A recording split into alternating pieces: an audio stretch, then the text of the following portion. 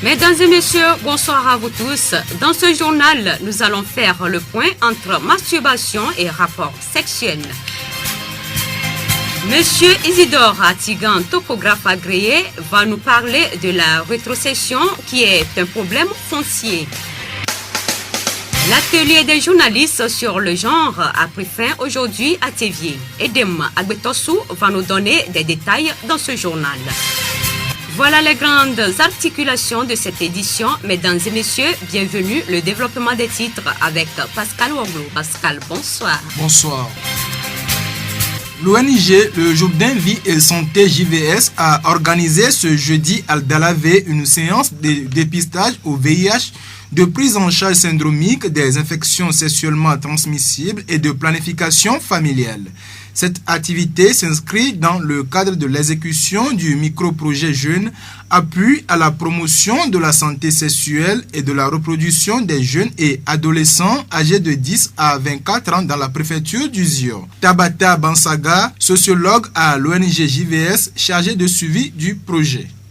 C'est dans le souci d'aider les jeunes à adopter les comportements sains au domaine de la santé sexuelle et de la reproduction que l'UNFPA a financé ce projet pour aider les jeunes, lutter contre les grossesses précoces en milieu scolaire et extrascolaire, lutter contre les infections sexuellement transmissibles. Je ne dirais pas qu'on ne fait pas grand-chose dans ce domaine. Les efforts se font déjà, mais ces efforts sont insuffisants. Apporter un plus à ce qui se fait déjà. Nous les sensibilisons sur le changement de comportement. Il y a des jeunes qui nous disent qu'ils ont déjà des copains, ils ont déjà des copines et qui ne peuvent pas s'abstenir. Nous ne pouvons que les aider avec ces préservatifs pour au moins se protéger, étant donné que ce sont des jeunes scolaires et extrascolaires, pour qu'ils évitent les infections sexuellement transmissibles et le VIH. Nous les sensibilisons pour adopter l'abstinence sexuelle. Le planning familial, la plupart de ces jeunes femmes sont des femmes mariées. Elles sont au foyer. Donc, on n'encourage pas les jeunes élèves là à adopter une méthode PF. On les sensibilise sur l'abstinence pour le port du préservatif. Nous venons d'écouter Tabata Bansaga,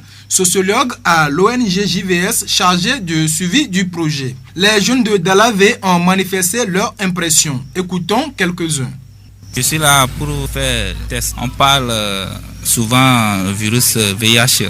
Je pense que c'est l'État qui a envoyé les personnes pour venir nous aider à faire test. C'est bon parce que c'est pour sauver la vie. C'est pour prévenir la maladie et d'éviter d'autres maladies encore. Par exemple le sida, la gonococcie, ces maladies-là. Nous sommes venus pour faire les tests. C'est bon. Ça nous permet d'éviter le sida. Je suis venu faire le test pour être en bonne santé. C'est bon. Je suis venu faire le test de dépistage pour voir si j'ai le sida. Pour pouvoir voir si j'ai le virus de sida dans mon corps. Parce qu'une fois que tu fais le test, si tu sais que tu es séropositif, on te donne des médicaments antirétroviraux pour éviter le sida. Une fois que tu veux faire le rapport sexuel, tu vas utiliser le préservatif. Pour nous, les élèves, nous devons faire l'abstinence sexuelle. Pour les mariés, ils doivent être fidèles. Je suis venu pour faire le test du dépistage du VIH. L'opération va se poursuivre demain vendredi 6 mars 2015 au CEG de Yobo Sedro à 8h. La voix du Zio. Fin ce jeudi à Tévier de la formation sur le genre organisée par le ministère de la Communication à l'endroit de 35 journalistes togolais. Durant 3 jours, ces professionnels de l'information ont été outillés sur la notion du genre. Cette formation va leur permettre de s'approprier la thématique du genre dans leur production.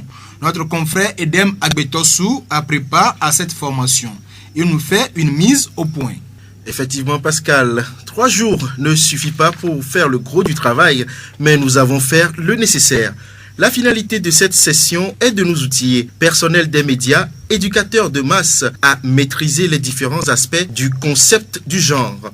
Le genre étant compris comme outil qui permet d'équilibrer les rapports de force homme-femme, il a été question de nous éveiller sur comment nous représentons l'image de la femme dans nos publications. Dans la plupart des cas, l'image est bien sûr négative.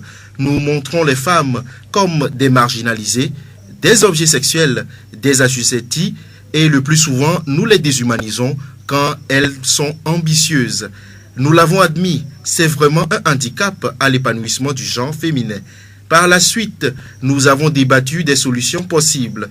Il en ressort que nous devons par-dessus tout reconnaître à la femme son rôle dans le développement d'une nation.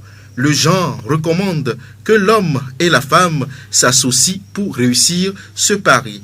Maintenant, dans nos publications, dans nos productions, nous devons accompagner le gouvernement et ses partenaires, notamment le Fonds des Nations Unies pour la population, UNFPA, en éduquant les populations de sorte que le concept du genre devienne une habitude, une culture et un comportement.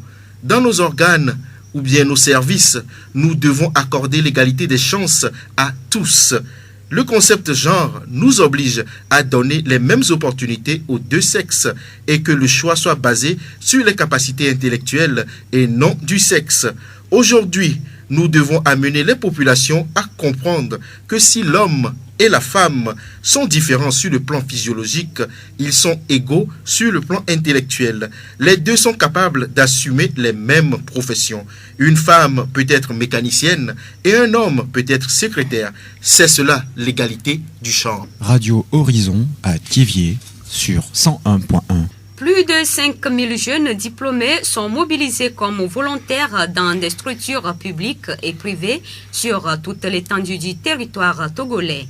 Les volontaires participent ainsi activement aux efforts de ces structures pour le développement de notre pays. Qui appelle-t-on volontaire et pourquoi le devient-on? Monsieur Nyawame Bonaventure, coordonnateur du Centre régional de volontariat maritime. Le volontaire national de Provonat. Les gens les connaissent plus sous le nom de Provonat. Vous arrivez dans les structures même, quand vous demandez d'après un volontaire, on dit vous cherchez Provonat, oui, promotion pour le volontariat national au Togo. Actuellement, l'Agence nationale pour le volontariat au Togo. Le volontaire, c'est celui-là qui, après ses études ou bien après sa formation, a décidé de vendre sa force pour participer au développement du pays. Comment vendre sa force? C'est déjà, vous savez, quand ils sont sortis des études, ils n'ont pas d'expérience. Or, le cours magistral ou bien ce que vous avez suivi sur le banc, ce n'est pas nécessairement ce que vous allez faire dans la vie active. Donc, il faut rentrer dans les structures pour capitaliser certaines expériences pour être plus cher demain sur le marché d'emploi. Et vous allez profiter pour maîtriser les choses et être plus utile non seulement pour vous et pour le pays. Le volontariat ne peut jamais aller sans l'idée du sacrifice. Vous n'allez pas bénéficier réellement de ce que votre étude pourrait vous procurer. Mais vous devez apporter vie à la structure dans laquelle vous êtes et en apportant la vie dans cette structure, vous allez capitaliser d'autres expériences. Ce qui signifie que vous allez pour travailler et vous allez aussi pour recevoir. Quel est alors le rôle d'un volontaire dans sa structure d'accueil? Dans la société, d'abord le volontaire doit apporter un plus au développement du pays. Ça, c'est son premier rôle. Ça veut dire que si le ministère du Développement à la base a initié ce programme, on voudrait quand même que depuis la base, qu'il y ait la notion de développement dans les sociétés lointaines, dans les communautés rurales ou urbaines, que les gens aient des notions du développement. Les gens ont créé des structures, bon, peut-être que tu as de l'argent, mais les gens ne sont pas aussi efficaces. Mais le volontaire, d'emblée, sur le plan scolaire, c'est quelqu'un qui a parfois des nouvelles. Il pourrait bénéficier maintenant de l'expérience de terrain chez quelqu'un à qui il va apporter aussi son plus. Donc, nous demandons maintenant à ce que le volontaire mette en pratique ce qu'il a appris avec ce qu'il constate sur le terrain pour faire une certaine symbiose, pour faire dynamiser la structure. C'est un peu l'esprit qui doit gouverner le volontaire sur le terrain. Nous venons d'écouter M. Nyawame Bonaventure, coordonnateur du Centre régional de volontariat maritime. La voix du Zion. Souci majeur des populations, la rétrocession est un problème foncier que nous explique ici M. Atigan Isidore, topographe agréé. Le terrain a été pris comme réserve administrative. Tout un domaine a été pris. Alors que le décret 67/228 nous dit qu'il te faut te prendre 50%, qui est égal à la superficie des rues et des réserves. Voilà. Ton domaine doit servir d'utilité publique. Alors là, on prend tout ton domaine. Quand on prend tout ton domaine, là, l'État est obligé de t'attribuer maintenant les 50% qu'il te devait à un autre endroit. Et où? Dans la zone où on a trop pris. Et maintenant, ils font que nous appelons la rétrosection.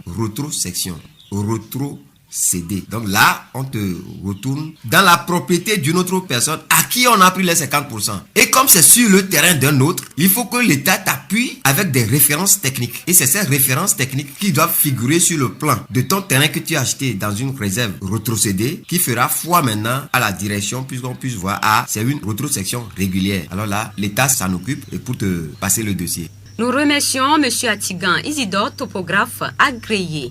Que ce soit à l'adolescence ou à l'âge mature, plusieurs personnes s'adonnent à la masturbation, une pratique qui consiste à provoquer le plaisir sexuel par la stimulation des parties génitales ou d'autres zones sensibles. Certains couples pratiquent la masturbation et l'associent au rapport sexuel. Quelle est la relation? Dr Catherine Solano, médecin sexologue. Si vous voulez, la masturbation, ça entraîne les circuits du plaisir à fonctionner d'une certaine manière. Et chez les femmes, l'organe principal du plaisir, c'est le clitoris. Du coup, la masturbation féminine, dans 99% des cas quasiment, c'est au niveau du clitoris. Or, pendant un rapport sexuel, c'est plutôt la pénétration vaginale à laquelle on pense. Du coup, ça fait pas du tout le même effet. Et si vous voulez, il y a 2/3 des femmes qui n'ont pas d'orgasme pendant la pénétration, qui même ne sentent pas grand-chose, surtout au début de leur vie sexuelle. Et donc, c'est absolument pas une anomalie. Il y a des femmes qui pratiquent la masturbation en serrant leurs cuisses et du coup ça appuie sur le clitoris. Alors donc du coup elles ont des circuits du plaisir qui fonctionnent là-dessus, qui fonctionnent très bien. Le problème c'est que pendant un rapport sexuel, souvent on n'a pas les cuisses serrées, on a les cuisses écartées, pas forcément mais souvent. Du coup, c'est pas du tout propice à déclencher un orgasme comme votre cerveau est habitué à le faire. Ça veut dire quoi comme solution? Ça veut dire qu'il faut que vous essayiez d'avoir des rapports sexuels avec une position où vous avez les cuisses serrées. Par exemple, ce qu'on appelle en petite cuillère, c'est-à-dire quand vous êtes en position en chien de fusil sur le côté et que votre partenaire est derrière vous. Du coup, vous pouvez avoir les cuisses serrées ou d'autres positions. Je vous laisse à votre imagination. Il y a plein de positions où vous pouvez avoir les cuisses serrées qui pourraient vous permettre d'avoir en même temps la stimulation de la pénétration et en même temps la stimulation du clitoris à laquelle votre cerveau est habitué pour déclencher l'orgasme. Souvent, les hommes, maintenant, savent qu'il faut faire des caresses au niveau du clitoris, que c'est important pour une femme. Mais souvent, ils considèrent ça comme un starter. Et donc, ça va la faire démarrer. Elle va avoir plus de plaisir. Ça va faire monter son excitation. Et ils n'ont pas tellement l'idée que le clitoris c'est une fin en soi, c'est l'organe qui déclenche l'orgasme. Et donc souvent ils font des stimulations un petit peu juste pour faire monter l'excitation et pof, ils laissent leur partenaire en rade pour aller à la pénétration qui eux les intéresse plus. Donc il faut les encourager à le faire plus longtemps et à faire les deux en même temps parce que ça facilite l'orgasme pendant la pénétration. Radio Horizon, la voix du Zion. Le président de la délégation spéciale de la commune de Thiévié a présenté son trophée Jade d'Afrique ou pilier de développement local aux acteurs de développement de la ville hier à la mairie de Thiévié. Ce trophée lui a été décerné le 20 février dernier au Palais des Congrès de Cotonou par la Fondation Mémoire d'Afrique.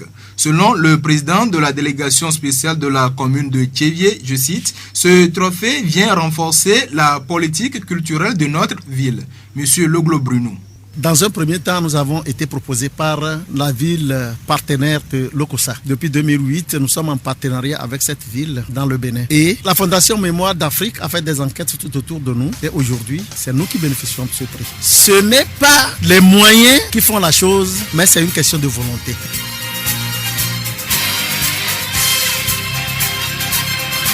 Le jour où vous prendrez conscience que tout ce dont vous avez besoin est déjà en votre possession, vous découvrirez combien vous êtes riche. Omram Michael Ivanov, fin de cette édition, merci de l'avoir suivi.